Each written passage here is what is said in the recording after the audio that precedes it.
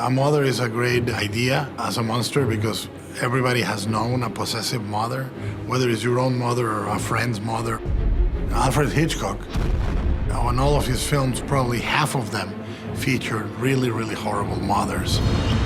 They are great figures of horror.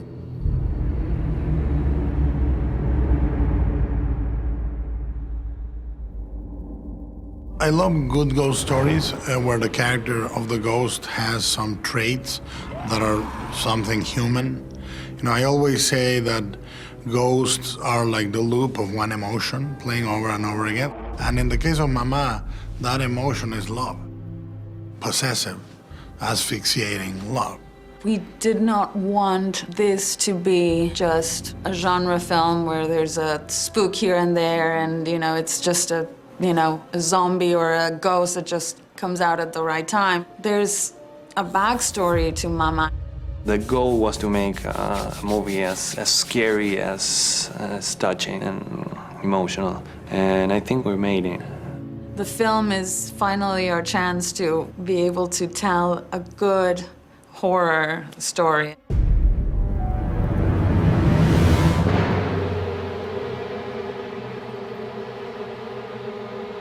The short film was really exciting to watch because I loved the shot, you know, with the staircase, you know, the one-shot model for it.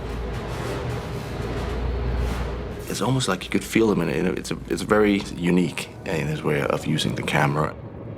In the first 10 seconds, you have an idea if there's a narrator. And with Andy, it was very clear that he had constructed that short with a beginning, a middle, and an end. The two elements that were there were a little girl and a ghost, and there was a chase involved, and it would be a POV and a sequence shot, you know, one. The formal approach of making it look like two shots was not just a formal showmanship thing. He really understood the drama. Little tiny things he added in a 3-minute short. I thought, okay, it's not like for cheap scares. There's not just a lot of loud noises that scare us. It's a really scary, well thought out 3 minutes. Two things that motivated the idea of making a movie: the scariness of the shot itself and the idea and the question mark of what's that story about. In the short, Mama is just a tool. But in the film, we had to give her an arc and a reason why and try to see how we would make the audience empathize with this creature. The good thing about working with my sister is that we've seen the same movies and we have the same references. And we are spooked by almost the same things. We've always done this thing since we were kids of trying to figure out what was scary, where was fear coming from. And it was always going to the unnatural, you know, something that goes against nature. The best horror movies are the most intense thrillers, I always say, any movie in a way, is when you kind of connect with the characters and when you identify with them. We believe in characters. We really think that that's what makes a movie.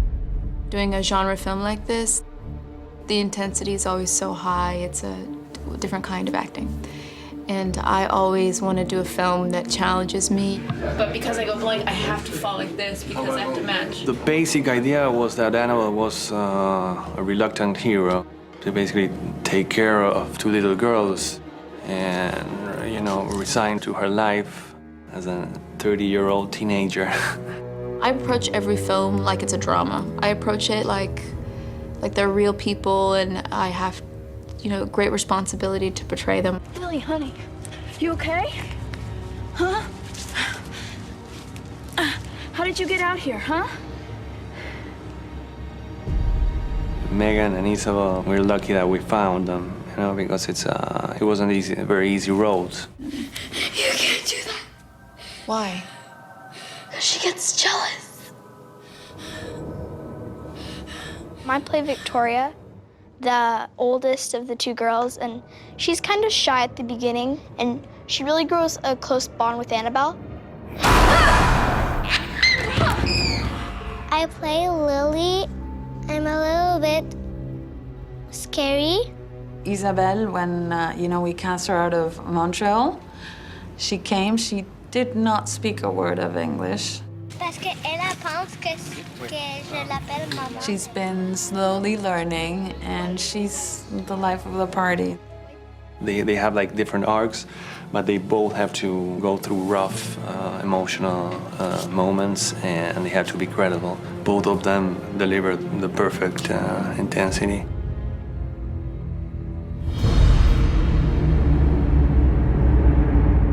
The first thing I told Andy is I want the short in the movie. I said to him, that's one of the few conditions I give you, like, we need to make a moment in the movie the short. There's a couple of ideas in the movie that are there that where he insisted on leaving them. Because he's a guy that knows how the audience reacts, and he always tries to put himself in the place of the audience. The one thing I love about the way we transitioned into a feature film is Andy was very, very particular about how much he wanted to show Mama, or rather how little. The short film is very effective because it's only 3 minutes and it's all there, and it builds tension and suspense, and then the scares occur. In a movie, even though you try to keep a structure that works like that, you have to go through different structures of tension and releases, and then build again and scare, and then go back to zero. He restrained how many times we showed Mama, but he shows her enough that you feel satisfied. You go, oh my God, that thing is really scary.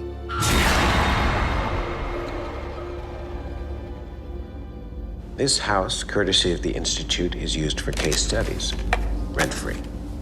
You move to the house, you get the girls. The only thing that I feel translates from the short to the feature is obviously the general feel of Mama, and the idea that a good chunk of the horror happens in an inoffensive suburban house that is not a creepy castle or an abandoned mansion. And Andy was very specific about, I don't want the house to be like a creaky Victorian house.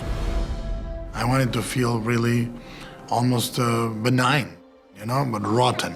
I try to make it as dark as possible, and you can see that in parts of the movie are like that. You try to paint the whole movie with a certain aesthetic or texture. It's about combining the elements to make that atmosphere creepy. The color has a palette that is basically based on somehow like in earth tones, and as well as the wardrobe and all the sets are all designed in one very well blending palette.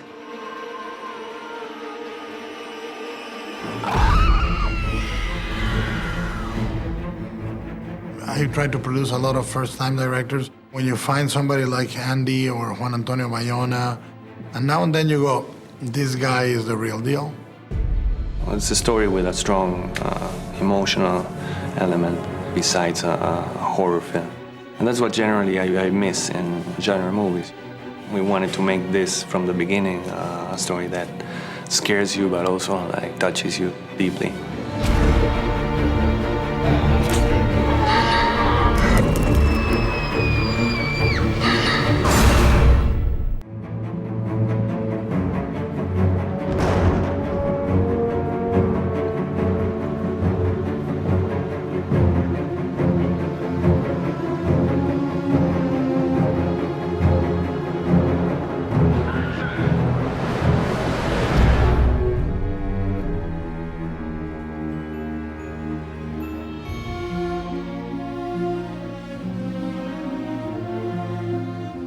Normally, when you have a prosthetic like this, you pre-paint it.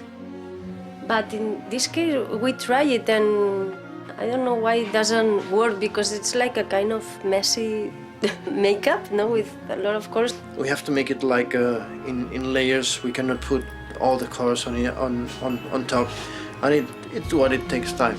We approached DDT for the prosthetic effects because I trust them completely, from Devil's Backbone, Pan's Labyrinth, Hellboy, and so forth. And we knew they were going to be able to interpret Andy's ideas for Mama. DDT were great because they really made a beautiful translation from my 2D sketches to a real sculpture. We didn't want any seam, so normally you make a mold like with different parts, like a puzzle. From this, we go from center outside, and then we end with the back. But it's quite difficult, and then you have the edges that also, I mean, you have very good edges, so you want to keep it and you want to glue it, and this is what it really takes longer to do, because it's like a clock kind of work. You have to be very meticulous, and we get really tense when we do that.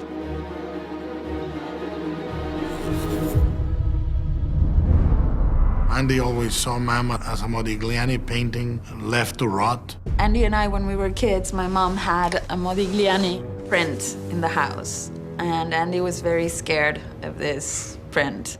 I found it very scary, and I do find it scary today. Those elongated faces and necks, and the twisted eyes, and the empty look.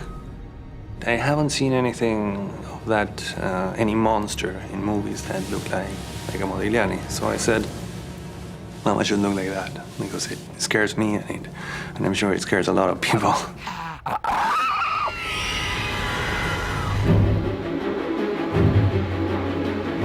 Mama's being played by an actor, Javier Botet, a Spanish actor who's very tall and has terrifying hands. He's about 6'8" and kind of thin.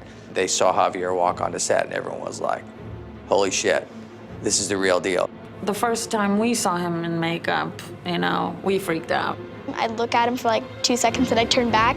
I kind of didn't really want to show I was interested, but I was kind of freaked out at the same time. After 5 hours of makeup, he comes to the set, and we hang him in wires and, kick his balls in so many ways. Sometimes I want to get out the mask, to breathe, to see well, because a lot of time I have very little way to see. Javier is so good with the way he moves his body. He doesn't move like a normal human flesh and blood person would. What he can create, it really feels like it's from another planet. Thank you. So we knew we had an actor at the center in prosthetics, and then we added the elements of the hair as a floating entity digitally. And I think the combination is really great. I would never go with just a purely CGI Mama.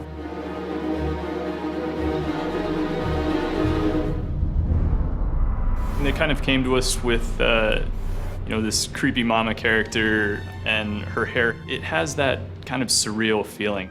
The underwater feeling kind of makes it feel alive, or maybe another creature along with Mama. It has the feeling of hair that is underwater, but the rest of the motion of that character is completely different. Andy was very specific about wanting a jerky, kind of a awkward motion to her. She's a broken ghost, and along with the watery-looking hair, she's got a very damaged figure, and that's what makes it creepy. So it's a challenging endeavor.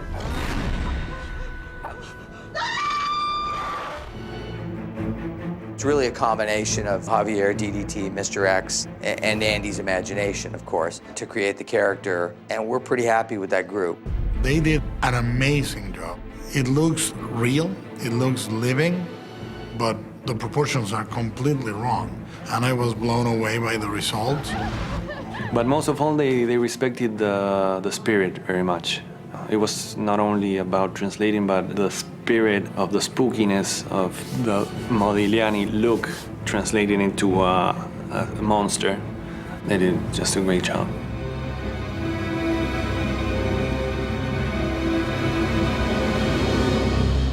Hello, Hello, I'm Guillermo del Toro, and I welcome you to the presentation of the short Mama. The short is what called my attention to Энди Mускetti and Barbara, his sister and producing partner and co-writer, because the short was essentially one of the scariest little scenes I've ever seen. And it was also incredibly well made. It was planned as a very limited type of short, very claustrophobic, really atmospheric, really scary. The idea of two girls that have a relationship of love and fear with a ghost, the ghost of a mother, was presented in the short very economically with only a few shots. One of them is a very long shot that is actually composited out of several shots pieced together seamlessly, digital. And you're going to see this, you're going to see the craftsmanship, the ingenuity, and the horror that made me want to come in and produce the feature version of Mama.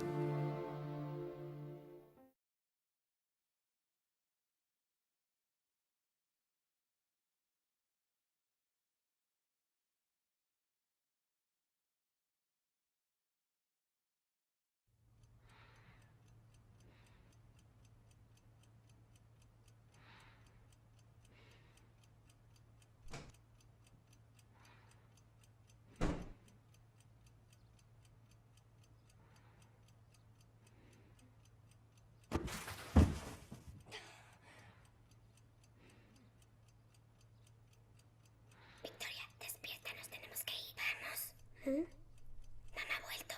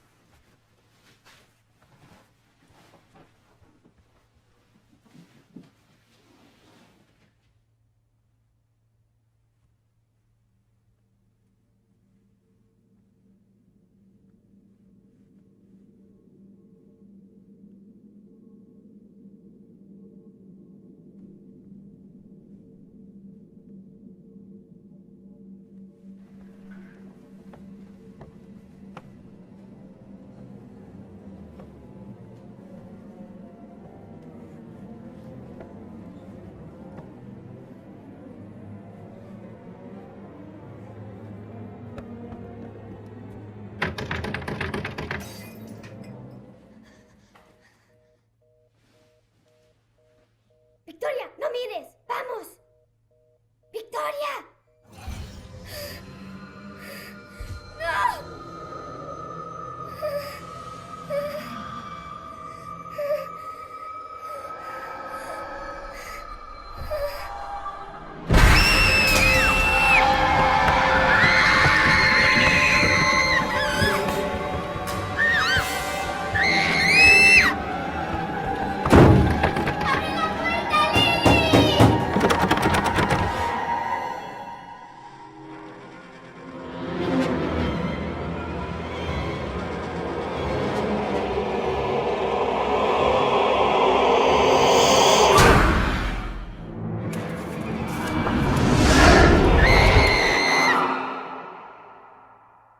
Lili, abre la puerta.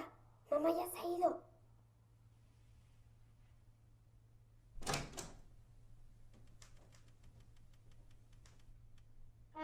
Ya se ha ido.